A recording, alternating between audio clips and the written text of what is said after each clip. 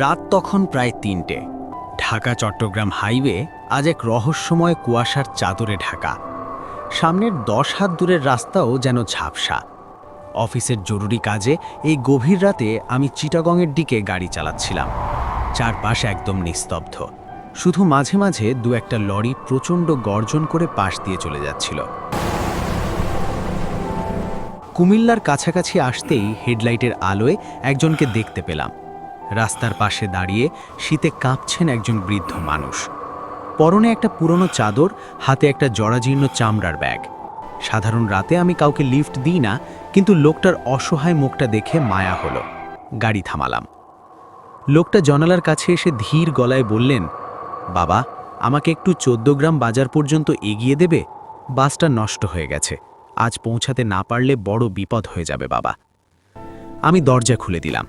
লোকটা পেছনের সিটে বসলেন। গাড়ি আবার চলতে শুরু করলো। আমি লুকিং গ্লাসে মাঝে মধ্যে লোকটাকে দেখছিলাম। তিনি একদম নিশ্চুপ, জানালার বাইরের অন্ধকারের দিকে তাকিয়ে আছেন। অস্বস্তি কাটাতে আমি জিজ্ঞেস করলাম, চাচা, এত রাতে একা কোথায় যাচ্ছেন?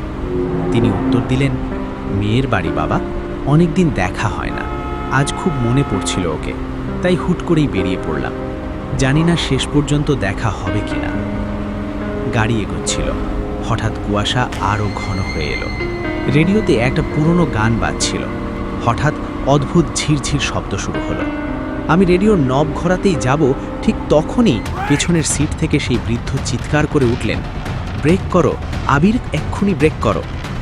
আমি সজোরে ব্রেক কষলাম। গাড়ির চাকা পিচ ঢালা রাস্তায় খসতে গিয়ে এক পাশে থেমে গেল। বুকটা ধরফর করছিল। সামনে তাকিয়েই আমার রক্ত হিম হয়ে গেল। ঠিক ১০ হাত সামনে একটা বিশাল লরি উল্টে পড়ে আছে। আমি যদি ব্রেক না করতাম তবে আজই হতো আমার শেষ দিন।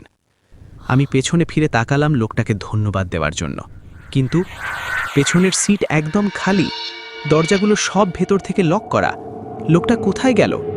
আমি গাড়ি থেকে নেমে কুয়াশার মাঝে চিৎকার করে ডাকলাম, কিন্তু কোথাও কেউ নেই, শুধু অন্ধকার আর জঙ্গলের নিস্তব্ধতা।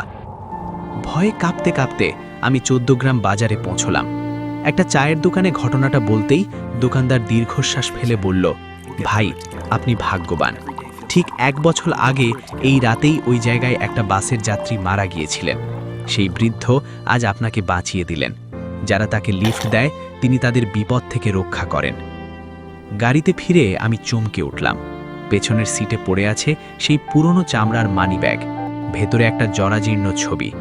বৃদ্ধ লোকটা একটা ছোট্ট মেয়ের হাত ধরে হাসছেন।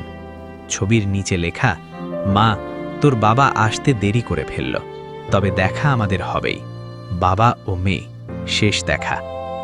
আমি বুঝতে পারলাম লোকটা তার মেয়ের কাছে পৌঁছাতে না পারলেও আজ আমাকে আমার মায়ের কাছে ফিরে যাওয়ার সুযোগ করে দিয়ে গেলেন। ভোরের আলো ফুটতেই কুয়াশা যেন একটু একটু করে মিলিয়ে যেতে লাগলো।